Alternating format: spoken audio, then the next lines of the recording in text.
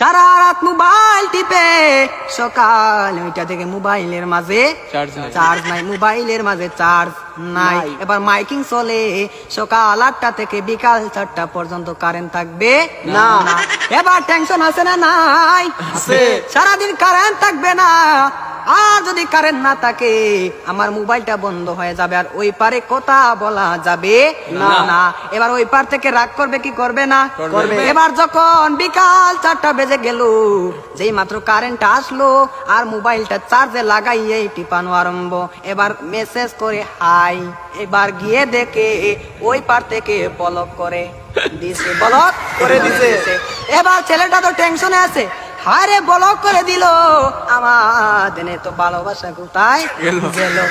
এবার 2 দিন পরে ব্লকটা খুললো, 2 দিন পরে ব্লকটা খুললো। এই 2 দিনের মাঝে ছেলেটার আরেকটা হয়ে গেছে, আরেকটা হয়ে গেছে। এবার মেয়েটা বলে তোমার সাথে আমি পালিয়ে যাব, আমাদের বাড়িতে মানবে না, চলো আমরা পালিয়ে যাই। আমি রাগ করেছিলাম, আমার রাগ তুমি কেন ভাঙাও না? আর ছেলেটা রাগ কি ভাঙাবে?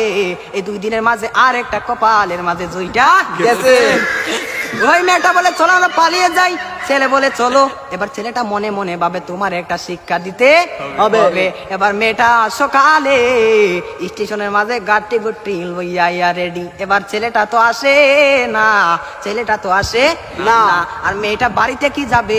বাড়ির মাঝে 3 হাত লম্বা একটা চিঠি দিয়া পাইছে। পাশের গ্রামের রফিক মিয়ার সাথে পালিয়ে যাবে, বাড়িতে চিঠি দিয়ে যায়। আমি আর বাড়িতে মাঝে কোনোদিন আসবো না, তার নয় কার না, আমি আর কোনোদিন বাড়ির মাঝে আসবো না। আমি চলে গেলাম পাশের গ্রামের রফিক মিয়ার সাথে। এবার রফিক মিয়া তো আসে না, আর আসে না। এবার 1 ঘন্টা চলে যায়, 2 ঘন্টা চলে যায়, ছেলেটার মোবাইলে বন্ধ। মেয়েটা তো আর বুঝার বাকি হলো না, আমাকে চলে গেল ছাড়িয়ে, আমাকে ফাঁকি দিল। এখন তো মরা ছাড়া আর কোনো উপায় নাই। পরের দিন সকালে মাইকের যাওয়া শোনা যায়, সকলে পড়ি ইন্না লিল্লাহি ওয়া ইন্না ইলাইহি